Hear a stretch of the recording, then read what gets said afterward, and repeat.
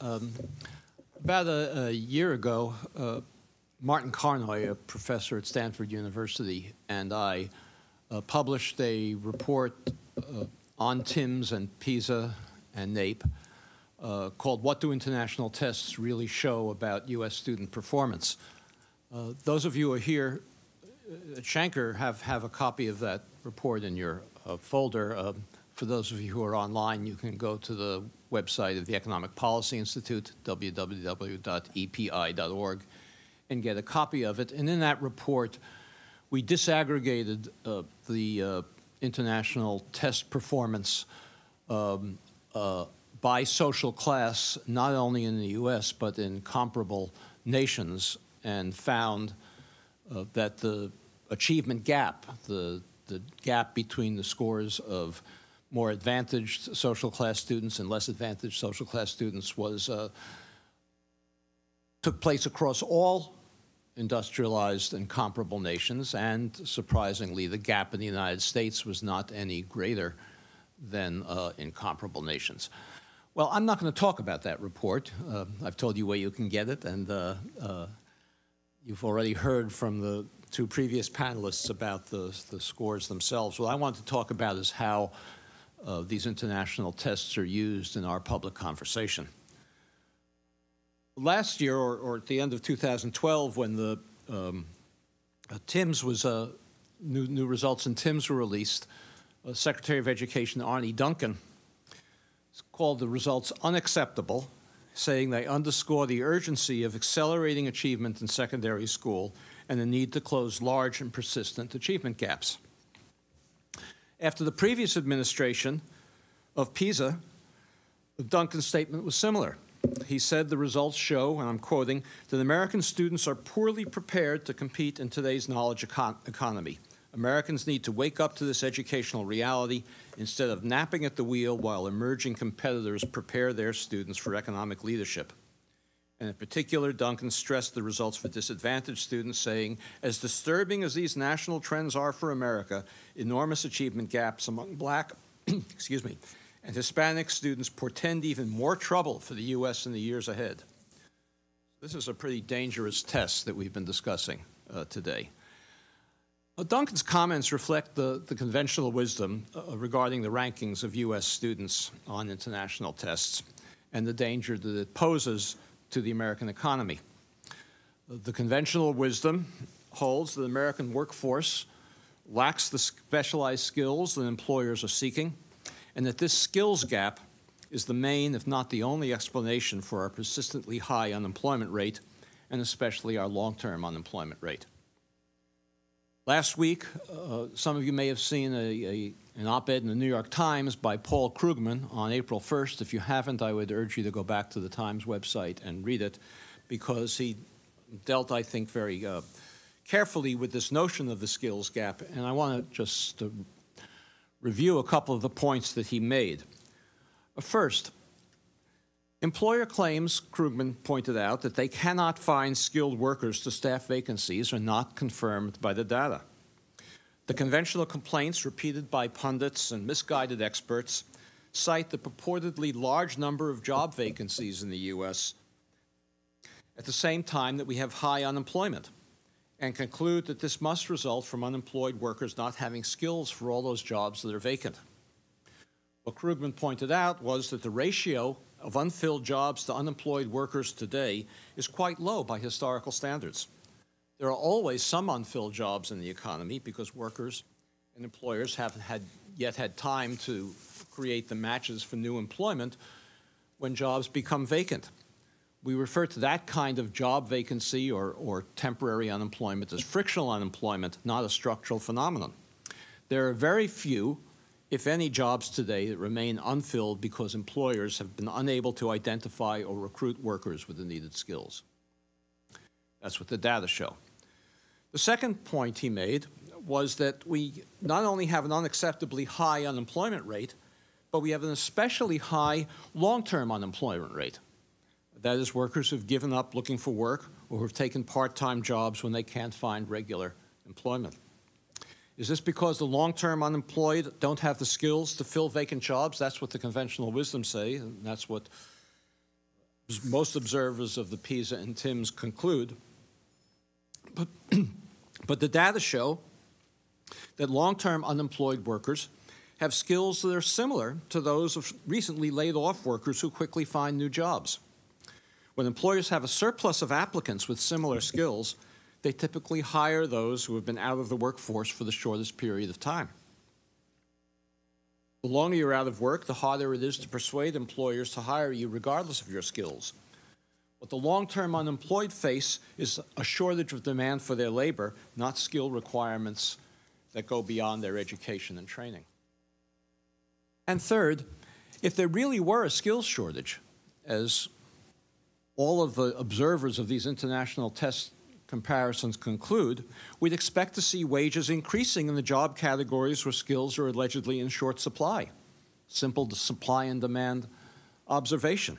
But in fact, wages are not increasing in the very high-skilled categories that observers of these international test scores claim we can't fill.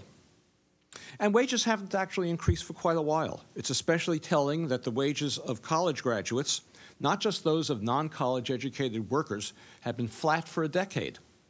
And young college graduates have been faring poorly even prior to the 2008 recession.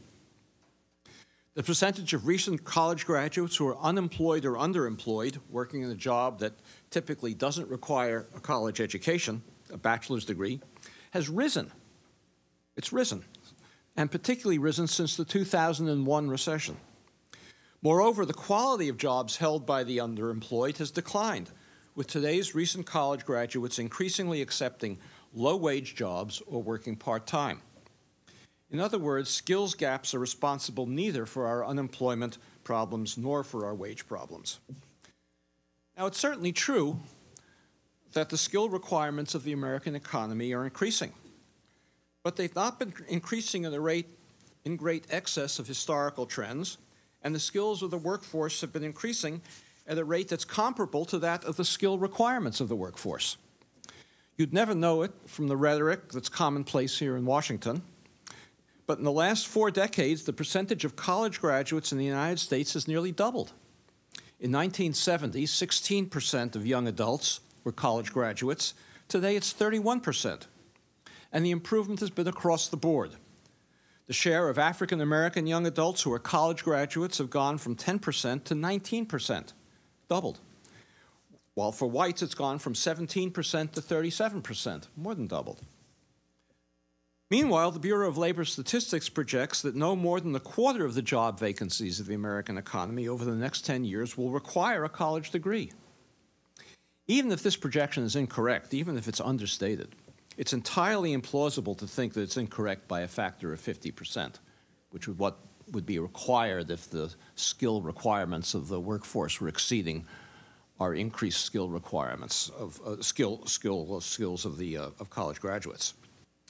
I've been watching these BLS, Bureau of Labor Statistics, for 35 years now. They're revised every 2 years, and each time the Bureau of Labor Statistics produces an occupational projection, advocates of the skills shortage denounce it, arguing that the technological revolution is just around the corner and it's about to transform the American economy with skills of the 21st century, and that the BLS projection should not be believed. And each time, every 2 years, the BLS projections prove to be correct. Now, some of you may remember that in the late 1980s and early 1990s, a series of reports and books were published that claimed we were on the verge of an economic disaster because failing American schools were causing the U.S. to lose the automobile market to Japan, the machine tool market to Germany, and the steel industry to Korea. Following these reports, though, Americans' ability to master technological change generated an extraordinary leap in productivity, exceeding that of all of the competitor nations who had so much better education systems than we had, allegedly. Meanwhile, U.S. automakers, along with automakers from Japan and Germany, located new plants in the American South where educational performance was the poorest, because apparently the skills even there of the American workforce were adequate to industry's technological demands. Today, despite the average ranking of the U.S. on international tests of math and reading that Tom described to you, the American economy still outperforms the economies of virtually all the countries that have higher average test scores. Our unemployment is unacceptably high, but it remains lower than that of countries with higher test scores. Our productivity growth is higher than that of comparable industrial nations, also those that have higher test scores. We continue to lead the world in technological innovation. Our problem is that the fruits of high productivity have not been distributed equitably, but instead have gone to the wealthiest Americans, mostly in the form of profits. This is a scandal that can hardly be attributed to our elementary and secondary schools or to the mediocre performance of students on international tests. Now, a widely cited analysis by the economist Eric Hanushek and his colleagues finds a very high correlation between test scores and economic growth. And he's concluded that if only we could score as high as higher scoring countries on international tests, our gross domestic product and thus our real standard of living would accelerate to unimaginably high levels. This claim is widely repeated by columnists and policy advocates, including those in the administration. But a reading of the actual Hanushek analysis discloses that the U.S. is an outlier in the regressions that he calculates.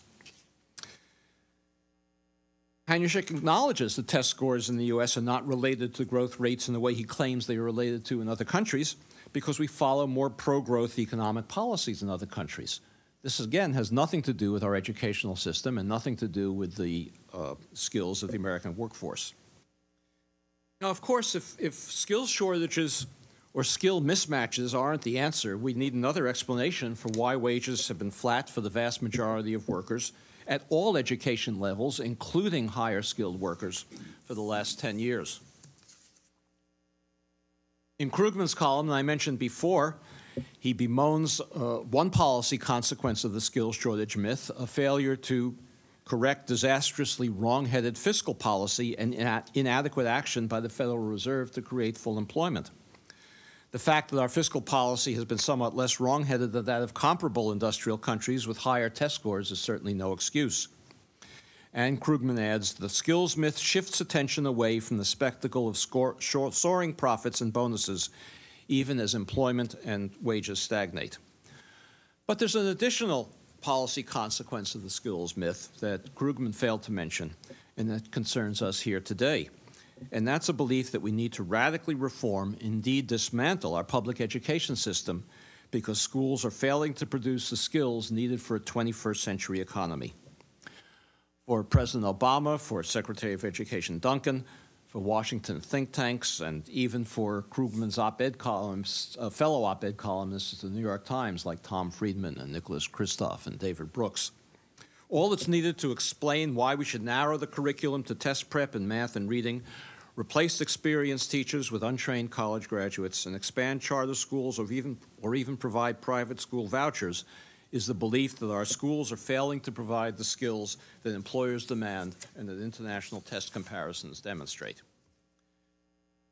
But if the skills myth has been so thoroughly debunked, and I think it has been, then what's left of the conventional justification for a radical transformation of our public school system along the lines that first the Bush administration and now the Obama administration promote? Of course we should improve our schools, but treatment based on a faulty diagnosis is bound to be a failure.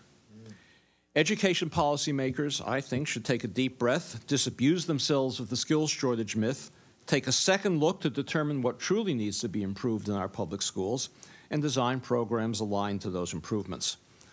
Attacking the narrowed curriculum that's resulted from a skills myth obsession with basic math and reading skills would be a good place to start. Public schools won't be able to devote appropriate attention to the sciences, social studies, cooperative learning, creativity, the arts and music, citizenship education, emotional health, and physical fitness, in short, a well-rounded curriculum, until teachers in schools are no longer terrified of punishment in the event they spend too little time drilling students to develop test-taking proficiency in math and reading. Now, as I said, this myth is driven by the way in which we promote these international test scores. So although, as I said at the beginning, Martin Carnoy and I have written a very lengthy and detailed report about how we compare with other countries by social class, my final conclusion is that the report is dealing with a trivial problem and that we have many more important things to focus on than comparisons of U.S. students with international performance on these tests. Thank you.